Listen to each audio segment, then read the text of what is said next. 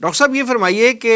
سعودی اتحاد اور قطر کے درمیان جو تعلقات کی بحالی والا یہ جو معاہدہ ہوا ہے، اس میں کہا یہ جا رہا ہے کہ کویت نے بہت اہم رول ادا کیا ہے. آپ کے پاس اس حوالے سے کیا اطلاعات ہیں؟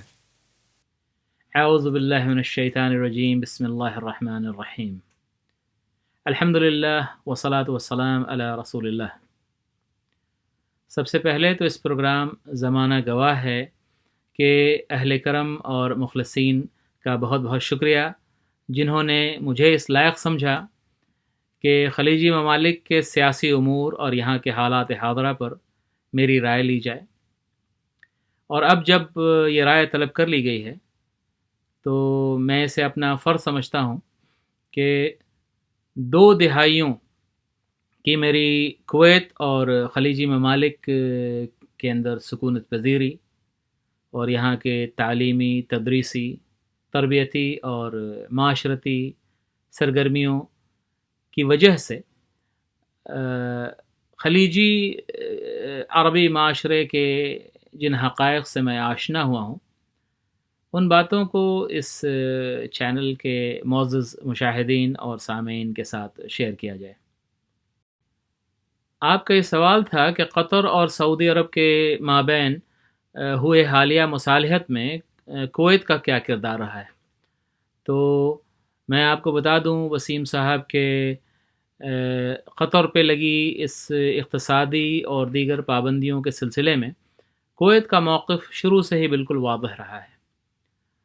اس واقعے کے پہلے دن سے ہی کویت کی یہ کوشش رہی کہ آپسی رنجش ختم ہو جائے اور چیزیں بالکل نارمل ہو جائیں، اور میری سمجھ کے مطابق ان کی اس جد و جہد کے پیچھے یہ قرآنی آیات کار فرما رہیں۔ وبعد اعوذ باللہ من الشیطان الرجیم، بسم اللہ الرحمن الرحیم، انما المؤمنون اخوۃ فاصلحوا بین اخویکم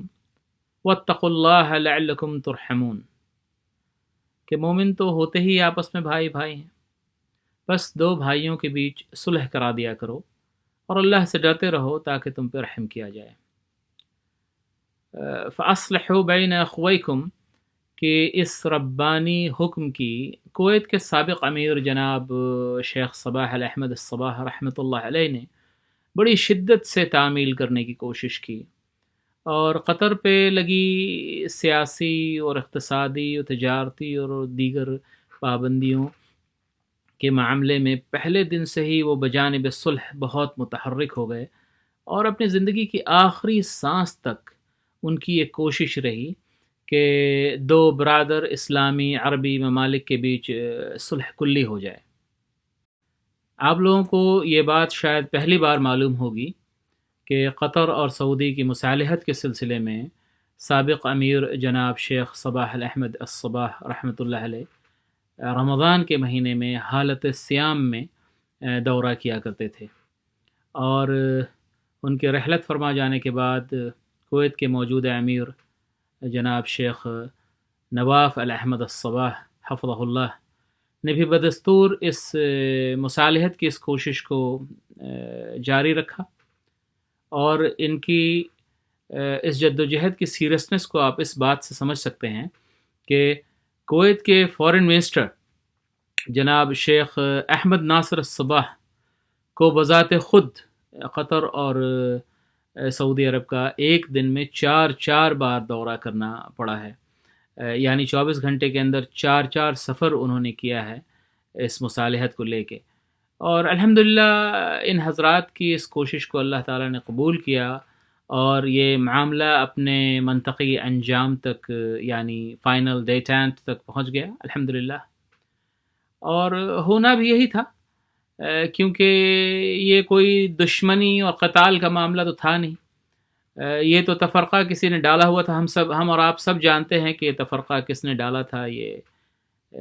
لیکن یہ مفسدین غالباً ایک بات نہیں سمجھتے تھے کہ یہ جو خلیج کا خطہ ہے، یہاں کی عوام کا، ہر ملک کا، خلیج کے تمام ممالک کی عوام کا صرف ایک ہی نعرہ ہوتا ہے کہ خلیجنا واحد و شعبنا واحد، کہ جو ہمارا خلیج ہے وہ ایک ہے اور ہم سب ایک قوم ہیں۔ تو بہت دنوں تک یہ تفرقہ باقی نہیں رہ سکتا تھا، اور صرف خلیج ہی کیوں، میں تو سمجھتا ہوں کہ کفر کی ملت متحد ہو گئی ہے، وقت آ گیا ہے کہ تمام اسلامک ممالک بھی ایک امت کی طرح متحد ہو جائیں، اور اگر کوئی تنازع باقی رہا تو ہمارے لیے حالات بہت چیلنجنگ ہو جائیں گے۔ اللہ تعالی ہم سب کی حفاظت فرمائے۔ جزاک اللہ خیر، والسلام علیکم ورحمۃ اللہ وبرکاتہ۔ ڈاکٹر ارشد محسن صاحب، ہمیں وقت دینے کا بہت بہت شکریہ۔ انیس الرحمان صاحب، آپ نے ڈاکٹر ارشد محسن صاحب کی گفتگو سنی، اس میں انہوں نے بڑی ڈیٹیل کے ساتھ جو ہے کویت کا رول بتایا ہے صلح نامے میں، کیا فرمائیں گے آپ اس میں؟ وسیم صاحب، میں چونکہ ترکی کا ذکر کر کے کویت کے طرف آنا چاہتا تھا، کیونکہ کویت کا بھی ایک بڑا کلیدی کردار رہا ہے اس سلسلے میں، بلکہ انتہائی میں تو اس کو انتہائی قدر کی نگاہ سے دیکھتا ہوں سارے معاملے کو۔ جو کویت کے سابق مرحوم امیر جو ہیں شیخ احمد الصبا، وہ اس سلسلے میں جس انداز میں متحرک رہے ہیں، اور پھر جس طرح موجودہ امیر کے کویت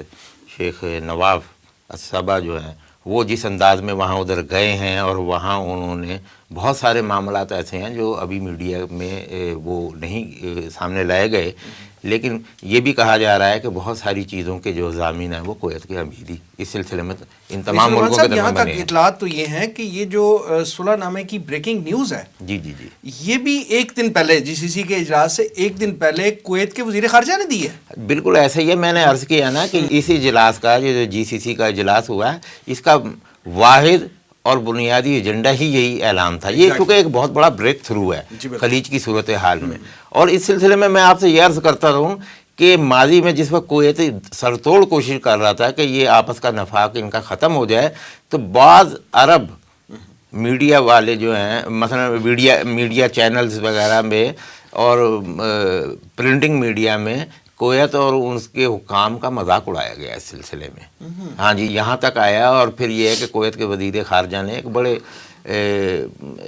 مدبرانہ انداز میں اس چیز کا جواب دیا ہے، اعتراض بھی ہے اس میں۔ بہت سارے اپنا خلیجی ممالک کے اس زمانے میں جو بہت زیادہ اپنے آپ کو اوپر سمجھ رہے تھے، اور یہ سمجھ رہے تھے کہ وہ قطر کو گھٹنوں ٹیکنے پہ مجبور کر دیں گے اپنے سامنے، اور کیونکہ کویت کی جو یہ سرگرمیاں ہیں صلح کی، مصالحت کی، یہ روز اول سے جاری ہیں، لیکن وہ چونکہ زیادہ تر دیگر خلیجی ممالک کا میڈیا حاوی رہا ہے اس سارے معاملے میں،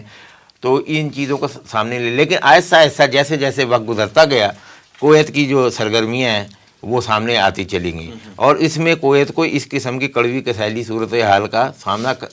کرنا پڑا ہے اس تمام حالات میں، لیکن آخر میں میں پھر یہی کہوں گا کہ کویت کا موقف ہی کامیاب ہوا، اور الحمدللہ یہ تنازع جو ہے یہ بڑی حد تک جو ہے یہ ختم ہو چکا ہے آپس میں، اور آئندہ بھی امید یہ کی جاتی ہے کہ یہ دوبارہ شاید یہ اس طرح سر نہ اٹھائے۔